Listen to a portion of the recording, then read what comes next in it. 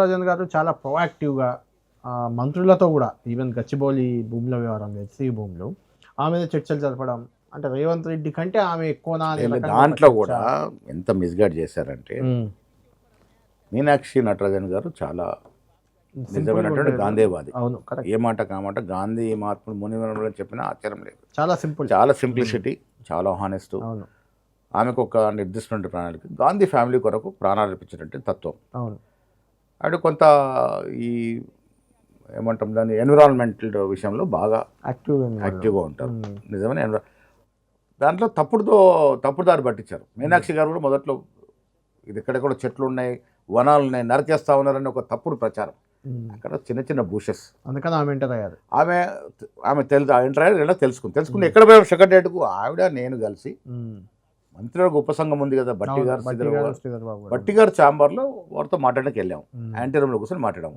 దానికి సోషల్ మీడియాలో మీనాక్షి గారు వెళ్ళి సీఎం చైర్లో కూర్చున్నారని అక్కడ చర్చించారని. ఎంత దౌర్భాగ్యం! సీఎం చైర్లో కూర్చోలేండి కానీ సెక్రటేరియట్కి వెళ్ళి మంత్రులతో మీటింగ్ పెట్టారు. మాకైనా పద్ధతులు, కొన్ని నియమాలు, నిబద్ధత ఉన్నోళ్ళం మేము.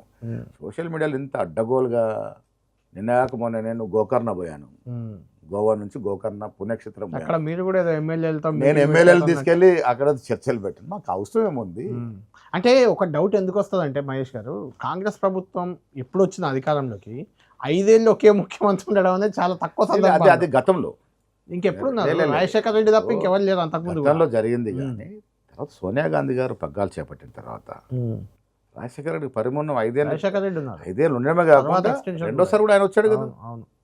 సో అలాంటి డిస్టర్బెన్స్ ఇక్కడే కాదు, ఏ రాష్ట్రంలో కుమార్ రెడ్డి మాట్లాడు. మళ్ళీ కర్ణాటకలో సిద్ధరామయ్య గారు ముఖ్యమంత్రి మళ్ళీ సోనియా గాంధీ వచ్చాకే కదా కిరణ్ కుమార్ రెడ్డి రోషయ్య మారింది కూడా అప్పుడే కదా. అది సరే, ప్రత్యేక పరిస్థితులు. రోషయ్య గారు స్వతహాగా నేను నడపలేకపోతా ఉన్నాను, మార్చాలనుకున్నప్పుడు ఏదైనా చెప్పవచ్చు. వయసు భారం పడింది, హైకమాండ్ చెప్పుకున్న తర్వాత సరే కొన్ని కారణాలు మార్చారు. తర్వాత కిరణ్ కుమార్ 4 ఏళ్ళు ఉన్నాడు కదా, మారలే కదా. అంత తెలంగాణ ఉద్యమంలో కూడా మార్చాలని ఒత్తిడి వచ్చినా మార్చలే కదా.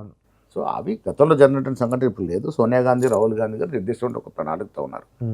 ఇక్కడ రేవంత్ రెడ్డి గారి సారథ్యంలో ప్రభుత్వం నడుస్తుంది. 5 ఏళ్ళు నడుస్తుంది.